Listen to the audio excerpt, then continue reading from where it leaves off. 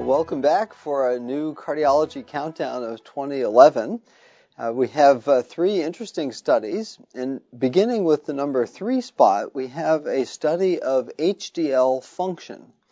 Now, we've all known that higher good cholesterol, HDL, is associated with better outcomes, and we believe that relates to reverse cholesterol transport.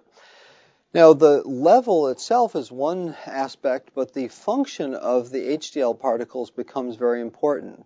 And so Dan Rader and his colleagues measured the efflux capacity of HDL and saw whether that could correlate with atherosclerosis.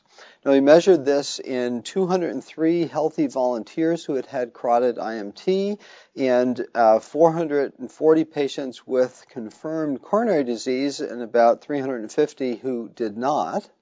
And they found an inverse correlation between the ability to efflux cholesterol by HDL and the degree of carotid intimal media thickness, again showing that this would be a measure of improved or better arterial function.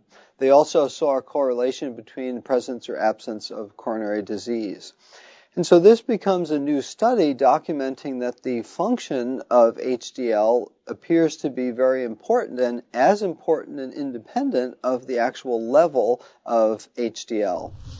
At the number 2 spot, we have a study in JACC, just published, a randomized trial called AVRO that looked at an investigational drug for acute conversion of atrial fibrillation, vernaculant. This was a study of about 250 patients with new-onset atrial fibrillation and a comparison of intravenous vernaculant versus intravenous amiodarone for acute conversion. And they found a much higher rate of conversion with vernaculant, 52%, versus just 5% by 90 minutes with intravenous amiodarone. Now, this is in par with 2 other studies, the ACT 1 and 2 studies that looked at vernaculant that each had about a 50% conversion rate acutely, either in new onset or post-CABG AFib as compared with placebo, with rates of about 4% and 14% in those 2 groups. And so this looks like a very promising new agent where one could envision potentially new paradigms evolving with acute conversion happening in the emergency department and potentially outpatient management in selected patients. Obviously, this still is under review and not yet approved in the United States by the FDA, but one that's very promising in the field of atrial fibrillation. So this week's number 1 spot is a warning to all of us that says, couch potatoes beware.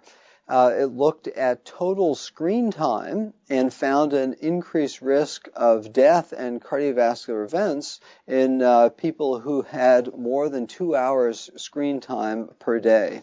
Now, this was an analysis of over 4,500 patients in the Scottish Health Study done in 2003 with patients followed for 4.5 years.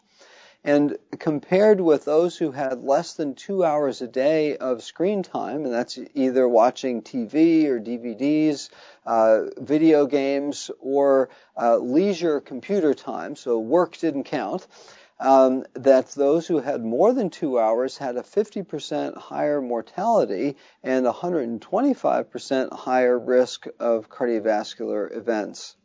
And so this comes at a good time when we're doing New Year's resolutions, and one where we may take this to heart and make sure to exercise more, which is my annual New Year's resolution. So with this week's Cardiology Countdown, I'm Chris Cannon.